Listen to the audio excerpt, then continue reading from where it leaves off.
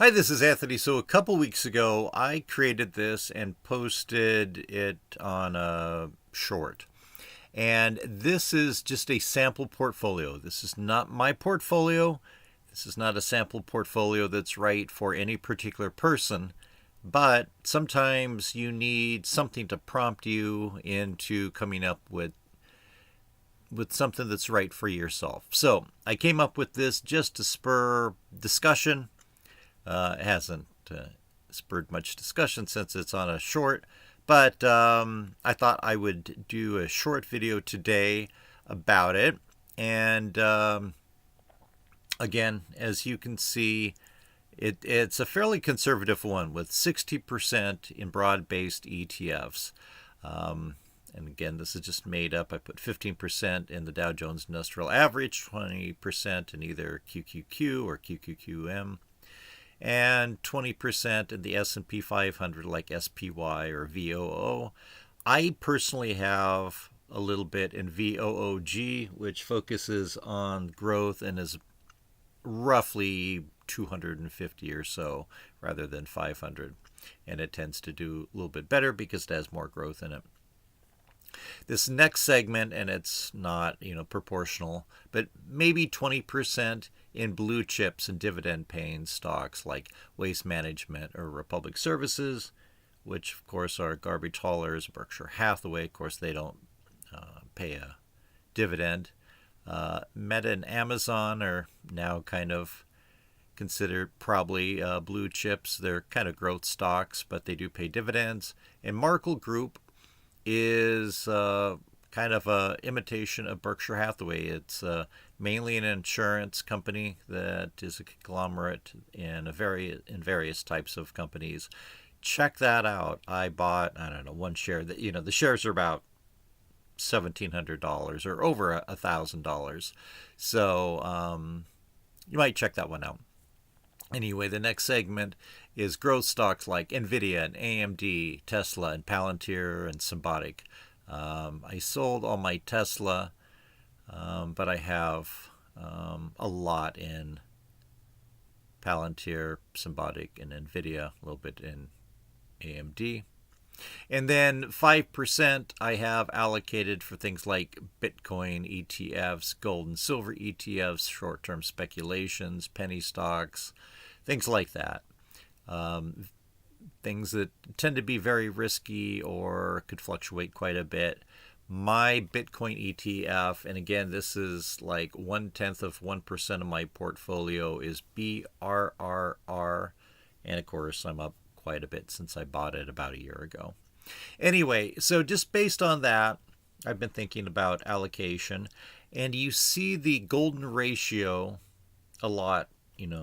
People put it on top of paintings and things like that. So let's go to the next slide.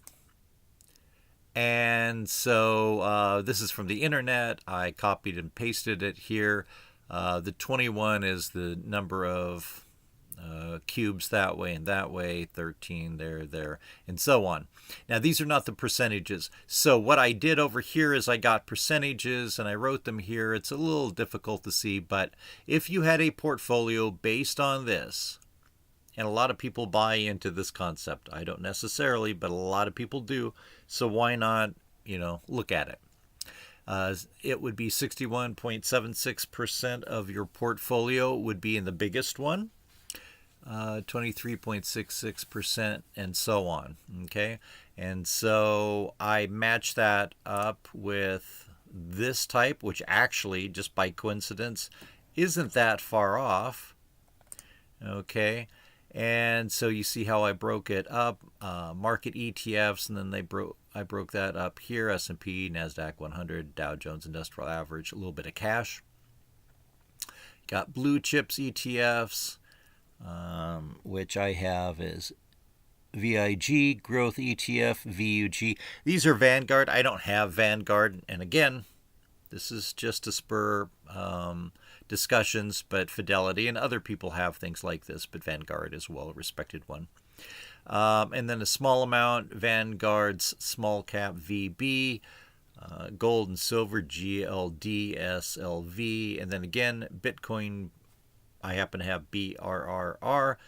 I don't necessarily suggest that you have any Bitcoin, but it probably wouldn't hurt to have a little bit. And again, I wouldn't put all your money in Bitcoin. It could double in 3 years, or you could lose half your money in a year. Anyway, let's move on. So you understand where I came up with these percentages based on that.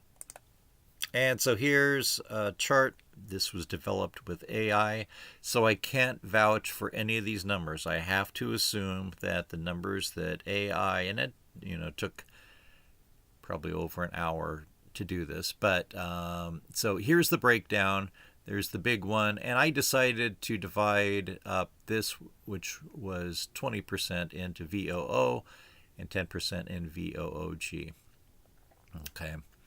And you can just follow along. These are the ones that I talked about before. Now the number BRRR just came out about a year ago, so I asked what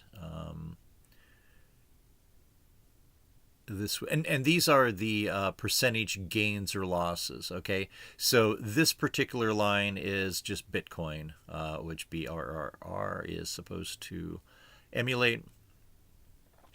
So if we had $10,000, and I know that seems like a lot, it can be any amount. We're just dividing it up, and it makes it easy. So $10,000 divided up this way, so you'd have $1,000 going to VOOG. So this is the column for 2021, and for cash, I get this number over here from VFMX.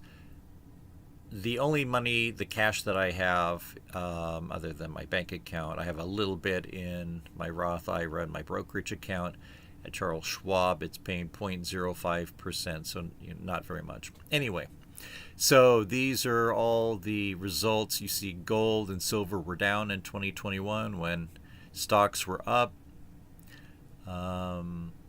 Interestingly enough, gold was down when stocks were down in 2022. Silver was up a little bit, but then silver's down the next year. Gold's up a bit.